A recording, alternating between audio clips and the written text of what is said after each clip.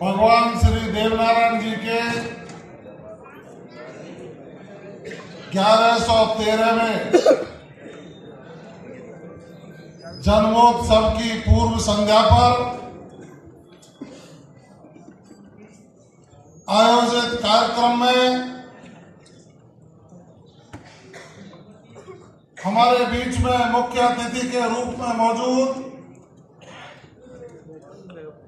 राजस्थान प्रदेश के यशस्वी मुख्यमंत्री, जो गरीबों के, दलितों के, पिछड़ों के, वंचितों के, महिलाओं के, युवाओं के, किसान के, सबके हितों की रक्षा करते हुए पिछले 13 महीने से लगातार इस राजस्थान के सभी वर्गों को साथ लेकर राजस्थान प्रदेश को विकास की दृष्टि से नंबर 1 बनाने का संकल्प लेकर चल रहे हैं। ऐसे आदरणीय श्रद्धेय पंडित भजनलाल शर्मा साहब हमारे विशेष आग्रह पर पहुंचे, जिनको अभी जरूरी कार्यक्रम से दिल्ली जाना था, और जब इनको पता लगा कि पूरे राजस्थान भर के गुर्जर प्रतिनिधियों का आज यहां इकट्ठा होना बिरला ऑडिटोरियम में, तो हमने जब आग्रह किया तो उन्होंने कहा कि ऐसे लोक देवता जिन्होंने राजस्थान ही नहीं, मध्य प्रदेश, उत्तर प्रदेश, गुजरात, हरियाणा तक लोगों को सकारात्मकता का संदेश दिया हो, और उनकी जयंती की पूर्व संध्या पर कार्यक्रम आयोजित जयपुर में हो रहा है, तो भले ही मैं आधा घंटा लेट हो जाऊं, लेकिन उन महान विभूतियों के दर्शन करने के लिए मैं जरूर पहुंचूंगा। ऐसे आदरणीय मदन जी राठौड़ साहब लंबे समय तक राजस्थान की विधानसभा में जिनकी आवाज, उनके तर्क और राजस्थान की विधानसभा को ऊंचाइयों पर पहुंचाने के लिए हमेशा काम किया, पूर्व काबीना मंत्री, पूर्व नेता प्रतिपक्ष, भारतीय जनता पार्टी के वरिष्ठ नेता हमारे अग्रज आदरणीय राजेंद्र जी राठौड़ साहब,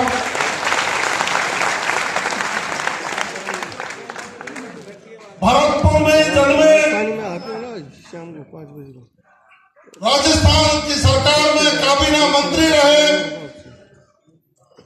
भारतीय जनता पार्टी की राजस्थान प्रदेश की जिन्होंने कमान संभाली, हमारे ही अपने आदरणीय डॉक्टर अरुण चतुर्वेदी साहब, जाट महासभा के प्रदेशाध्यक्ष, जब बजट पेश हुआ तो अन्य मंदिरों के साथ साथ भगवान देवनारायण के मंदिर का विकास हो,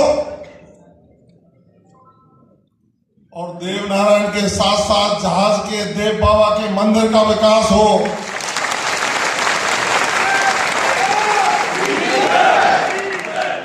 और इतना ही नहीं, कल जब पूर्वी राजस्थान के प्रसिद्ध तीर्थ स्थल जगदीश जी महाराज की धरती पर गए, तो 50,000 की उपस्थित जनसमूह में आजादी के इतिहास में पहली बार किसी मुख्यमंत्री जी ने कहा कि जगदीश जी के इस मंदिर का विकास होगा, कृष्णा कॉरिडोर से जुड़ेगा, और इसी मंदिर परिसर में छात्राओं के लिए आवासीय विद्यालय खोलेगा। आज तक किसी ने नहीं किया। बहुत नेता आए, बहुत नेता गए, तालियां पीटते पीटते हमारे बुजुर्गों की हथेलियां घिस गई, लेकिन किसी ने एक ईंट नहीं लगाने का कहा।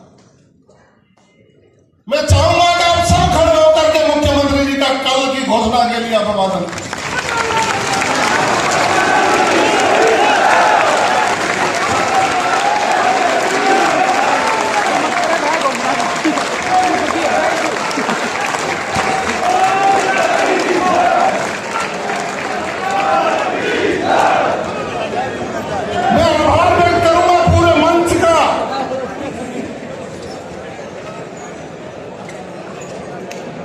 हमारे सामाजिक विकास में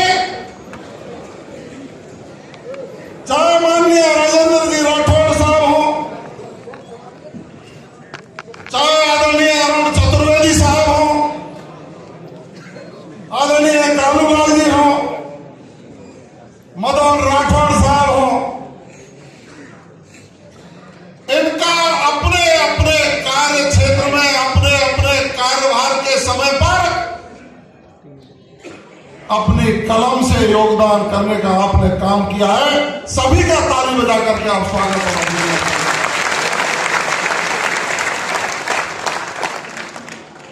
लेकिन भोला समाज है साहब, बहुत भोला समाज है साहब। आज भी दुनिया चंद्रमा पर पढ़ लिख करके पहुंच गई है। हमारे लोग अब भी औरतों के झगड़े की पंचायत करने में उलझे हुए हैं।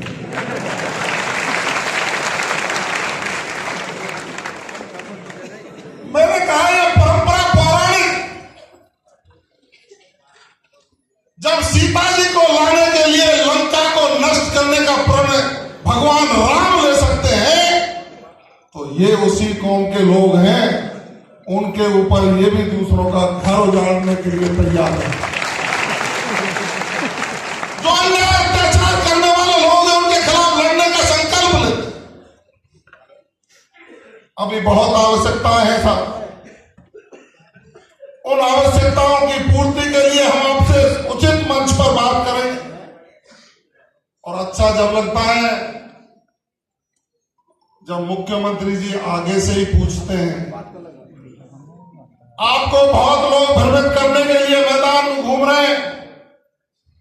भ्रमित होने की आवश्यकता नहीं है, समय बदल चुका है।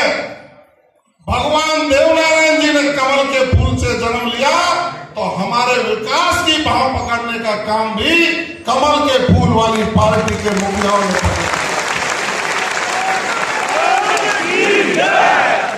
मैं धन्यवाद देना चाहूंगा महासभा के सभी संगठनों और मेरे भाई डॉक्टर विक्रम सिंह गुजर। उन्होंने एक दिन कहा था कि अलग अलग छतरी बनी हुई है, आपकी इजाजत हो तो इनको एक छत के नीचे ले आऊं, मैं घर घर जाऊंगा, उनके पैर छूऊंगा। मैं कि आप सबको एक छतरी के नीचे ले आओगे तो राजस्थान के मुखिया मुख्यमंत्री जी के चरण छूकर उनको आपके बीच में लेंगे।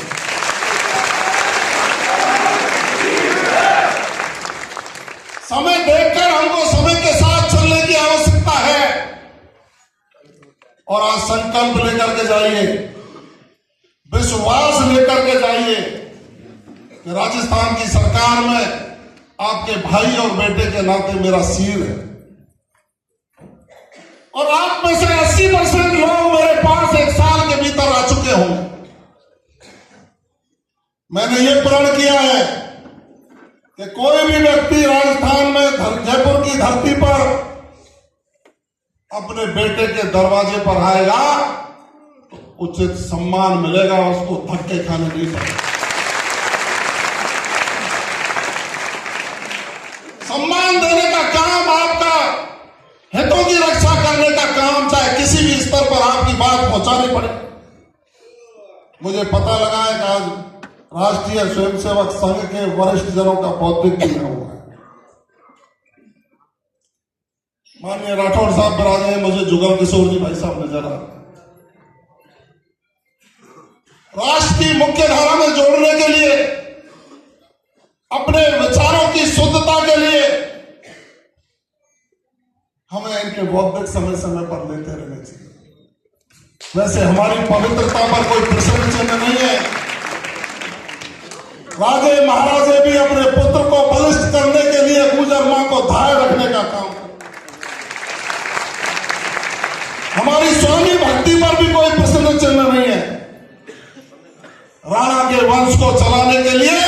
पन्ना धाय ने चंदन का बलिदान स्वीकार कर लिया, लेकिन स्वामी भक्ति की पराकाष्ठा को पार करने लगा। आज आवश्यकता है तो सही और उचित रास्ता दिखाने की है। तो है समाज के प्रमुख बंधुओं, ये राजस्थान की सरकार आपके साथ खड़ी है।